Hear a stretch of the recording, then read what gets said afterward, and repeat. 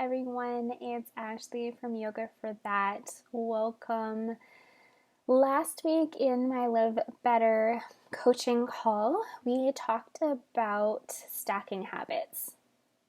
I want to start adding some more content to YouTube, content that everyone can see. So what I'm thinking is the week after I do my coaching call, I'll do a quick recap video that's also available in a blog post because I know some people prefer reading and it's just a little bit easier to kind of keep track of what's going on in the video if they can read as well. I'll probably also include it in the description below the video, so if you want to kind of follow along there, you're welcome to as well. I talked about stacking habits in terms of adding habits to an existing routine.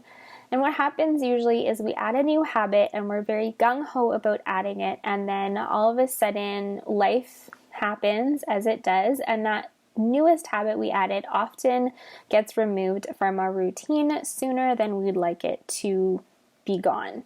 And that's just natural. We're creatures of habits, and so when we add new things to our routines, it can be overwhelming. It might just not fit in with what we already have on our plates, and so that new habit tends to drop off the list of things that we have on our schedules. There's 3 things I'd like you to consider when you're adding a new habit to your routine: time, energy, and resources.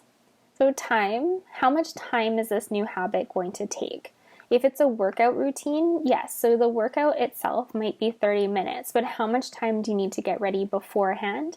Do you need to drive to the studio or set up your space? And do you need to shower and or change before you can get on with the rest of your day? Like, how sweaty is your workout, or are you going to work right after? Energy. Do you have the energy to take on a new habit? Is your schedule already jam-packed? Then maybe it's not best idea to add another habit to it. And also look at the specific day. So if you're adding a new habit, if Mondays are your busiest days, maybe don't add another habit to that day. Maybe add it to a day where you don't have as much going on. And please make sure to leave at least one day free of scheduled activities so that you have time to yourself, or free time at least, to add things in when you want to. Going out with your friends, going on a date, having a self-care day, whatever it is, make sure you leave that time for yourself as well. Third is resources. Do you have the things around that you need to take on this new habit? If it's a workout routine at home, do you have the weights, the equipment, all those things that you're going to need for that workout, right? So these are just some things to consider as you add new things to your routine. Some tips for adding or stacking habits to your routine. For time-consuming habits, consider the schedule you are already on. I'm a morning person, so it's really easy for me to stack habits on in the morning time for myself. So even if it's just waking up a little bit earlier to do that extra habit.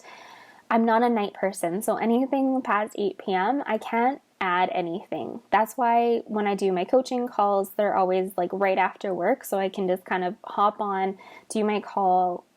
Once I'm winding down for the day, I'm not too keen on like winding back up and doing something new. I would never schedule a workout after 6 p.m. Unless someone asked me last minute, I would go, but I wouldn't do it myself. I'm much better. I would much rather go to a 6 a.m. workout class. It's just way easier for me. That's the type of person I am. So know who you are and know the things that'll fit into your schedule, especially when you're taking on things that are a little bit more time consuming, or you might have to rearrange your schedule just a little bit. If it's a smaller habit, maybe you're taking a new vitamin, put that vitamin bottle with your toothbrush or by your nightstand. Put it somewhere you can see it so you remember to take it. In the same regard, if you're going to do a morning workout, put your workout clothes out the night before so you can just grab and change. You don't have to rummage through your drawers the next morning looking for all your gear. Also, what I like to do, especially now that it's getting a little bit darker in the morning, is have my entire work bag packed and ready to go, and my clothes, so I can just grab them in the morning. I don't have to try to rummage in the dark trying to find all my stuff, or try to turn the light on while my husband's still sleeping before I get out the door, right? So make things a little bit easier for yourself. Think ahead of time the things that you can do to get that task done as much as possible before it's actually due. So if you have that workout, get your gear ready to go. I only work in the office 2 days a week, so the nights before I go into the office, my bag is packed and ready to go. My clothes for work are laid out and I can just grab and change and go. You can also pre-make your coffee as well. So what I'll do in the morning is just put my coffee in the coffee maker, and in the morning I'll hit start while I'm getting ready. So it's not one more thing that I have to do. Same thing with my lunch. It's all pre-packed, ready to go. Run out, don't have to worry about it. So these are great when you have really busy days or you've added new habits into your day to make your day longer than it normally would be. Do as much as you can ahead of time to make that day as smooth and as easy as you can. Starting new habits can feel daunting and overwhelming. So do your best to give yourself time and space and patience to add that new habit in. If it's something you really, really want added into your life, you have to give yourself patience. One of my members of my Live Better group shared a stat that it takes 66 days, not 21 days, 66 days to actually start a new habit and have it stick. That's 2 months. So give yourself time, give yourself space. Start small, start simple. Don't be one of those people that's like, I'm going to work out every single day of the new year, and then on day 4, when you miss your workout, you give up completely. Be realistic. Maybe you work out 3 times a week. So that way, if you miss a day, you can still make it up. And if you only work out twice a week that week, that's fine. Don't feel that you have to make it up the next week. If you're consistent about working out 2 or 3 times a week over the span of 12 months, compared to I'm going to work out every single day and only make it to day 4 and then give up, you're going to be much better off being that person that worked out 2 or 3 times a week, right? So starting small, start simple. Don't be all or nothing kind of mentality. Give yourself the time, give yourself the space, do what you can do, restart when you need to.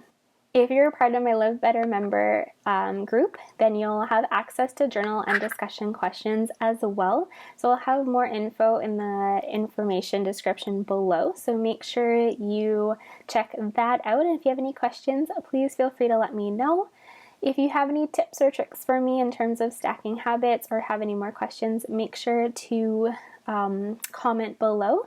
Like this button if you found it interesting or informative, and make sure to share it with someone you thought or you think would find it informative and helpful.